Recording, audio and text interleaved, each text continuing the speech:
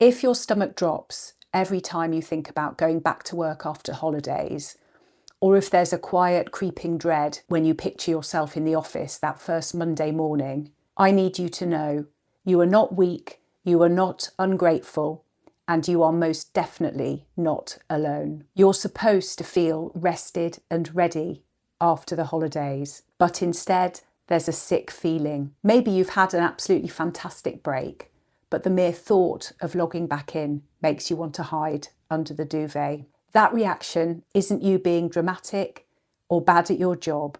It's just your nervous system trying to protect you from something that feels hard. My name's Lucy and welcome to my channel, Lucy on Life. I've spent 30 years working in big corporations and non-profit roles. In my channel, I try to help people be happy at work and happy in life. And one thing I've learned is that leadership is as much about how we take care of ourselves as it is about how we lead others. So in today's video, let's spend some time gently unpacking what's going on. I've got 3 questions that I want you to consider, and then let's discuss some more sustainable ways to cope instead of just gritting your teeth and pushing through. Firstly, I want to normalise this, because if you're in midlife, if you're in your 40s and 50s, you're caring for your family, maybe you've got ageing parents, you've taken on more responsibility at work, tight budgets and impossible targets, the baseline level of stress is already high. And here's what happens.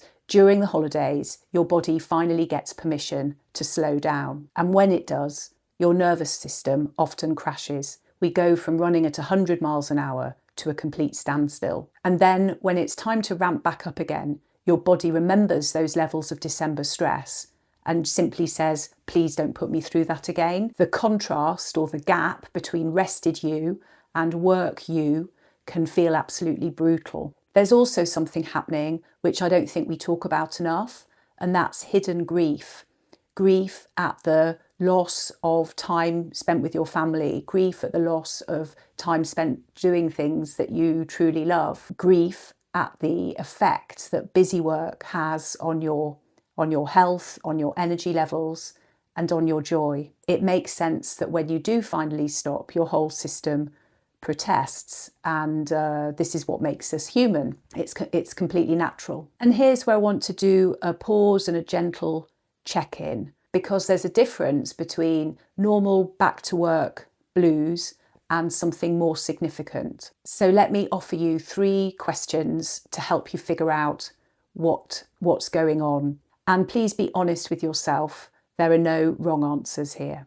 Question number 1.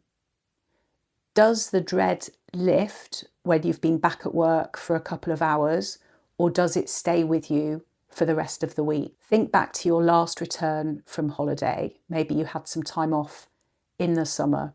How did you feel at 11 o'clock on that first Monday back? Had the stress lifted, or did it stay with you? If it fades quickly, you could put that down to normal re-entry back into routines. But if it hangs around, if it stays heavy, then that could be a signal that something more fundamental is wrong. Question number 2, is it about work itself, or is it about people, specific people or situations? Ask yourself, when you picture going back to work, is the dread vague and general, or is it specific about a particular task or a particular person? Do you see a specific person's face? Do you picture yourself in a specific meeting or working on a specific project? Maybe the project feels impossible. A general heaviness is often down to nervous system overwhelm, but a dread that is more specific, especially if it's about a particular person or a particular situation, is data about the environment. It's not about you. And question number 3, is this a new feeling, or has it been building for months? If this dread is new, then it could be that you simply had a particularly stressful and difficult autumn. But if you've been feeling like this for months, a year or longer, that's not just temporary stress. That sounds more like burnout. And it's not going to magically resolve itself in January. If you answered yes to a lingering dread or specific people or a feeling that's been going on for months, that's your body trying to tell you something. That's a warning sign. And if that resonates, I'll link to my playlist on surviving toxic workplaces. I'll link to it below, and I'll link up here as well. You might find some of that content helpful to watch next. But if this is mostly re-entry anxiety, normal nervous system pushback after a break, let's talk about strategies to help you cope. And I don't mean think positive, I mean practical, grounded strategies. Strategy number 1, shrink the first day back. Do not try to be new year, new you on your first day back. Don't launch yourself into back-to-back meetings. Don't try and start the biggest strategy document that you'll be working on in Q1. Instead, pick 1 or 2 key anchor tasks. Maybe it's tidying up your inbox. Maybe it's having a coffee and a catch-up with a favourite colleague. Maybe it's reviewing your calendar for the week and month ahead. Lower the bar of expectations. We're aiming for a soft landing, not a crash landing. Strategy number 2. Write a note to future you. Tonight or tomorrow, take 5 minutes and write yourself a note. Something you'll read on that first morning back. It might say something like, "You don't have to be brilliant today. You just have to show up, and I'm proud of you for that." Or maybe, "Remember, you've survived every first day back before this one, and you'll survive this one too." This might sound cheesy, but to be honest, I don't really care. This is a practical way of regulating your nervous system. You're reminding your future self that you're not alone in this. Strategy number 3 is one that I've used my whole career, and it's called the buffer zone. If you can, block out your calendar for the first 2 or 3 mornings back. Call it something like strategy development, admin time, whatever would make most sense in your context. Protect your energy before other people can come and make demands on it.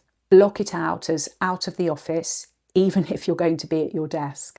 And strategy number 4 is emotional permission. Give yourself permission to be grumpy, to feel flat, to not bounce back immediately. If you're in the Northern Hemisphere, like I am, January can feel ever so long, with short grey days here in the UK and long dark nights. You're allowed to be competent at your job and at the same time a bit annoyed that you have to be there. You don't owe anyone a performance of happiness on day 1. It's okay just to be professional and quiet while you find your feet again. If you were watching this a few days before you go back to work, you might even hear that invisible clock ticking down to your first day back. It's like the Sunday evening scaries deluxe edition. Here's a tiny experiment that you can do right now. Take 10 to 15 minutes and write down everything that you can think of that would make work a little bit kinder next month. Don't try to plan your whole career move tonight. Simply grab a post-it note. Write down one boundary that you are willing to hold when you get back to work. Just one. Maybe it's, I will take my lunch break away from my desk. Maybe it's, I will not check email after 7 p.m. Maybe it's, I will take a walk outside round the block every day. Whatever it is, write it down, stick it on your laptop. That is a promise to yourself that you are entering this year on your terms, even if it's just a little bit more than last year. This is a tiny experiment. It won't solve everything, but it could give you back a tiny bit of agency. And if you can, maybe have a quick conversation with someone you trust about the dread you're feeling. Sometimes saying things out loud help to take the edge off. I wanted to say something else really important. That feeling of dread, whilst it might feel scary, it's also data, it's information, it's your subconscious trying to tell you something. And sometimes it's just saying, I've enjoyed this rest and I don't want it to stop. And that's completely normal. But sometimes it's your inner wisdom speaking. Sometimes it's trying to tell you that this way of working is no longer sustainable. If that inner whisper is getting louder, if you're starting to wonder whether it's time to make a bigger change, then you're in the right place. On this channel, we talk about happiness at work and we talk about leadership. We also talk about when it's time to pivot, when it's time to make a change. sometimes staying in your job isn't serving you anymore. If you want to explore that a bit more, I'd recommend watching my video, Thinking About Leaving Your Job, 7 Questions to Ask First, which I'll link to below. It'll help you decode exactly what you're feeling. And if you want to dig even deeper into whether you should stay in your current job or whether it's time to move on, I've created a workbook which you can download at the link below, which will help you figure things out. And if you found this video helpful, do give it a like. And if you're not subscribing already, then do click that subscribe button. I've got plenty more videos planned that will be coming out over the coming weeks, covering topics like toxic workplaces, leadership development, and pivoting to new careers. So do stick around to watch those. You don't have to have it all figured out today. Take a deep breath, be kind to yourself, and don't forget, you've done hard things before. You'll get through this too. Thank you so much for being here.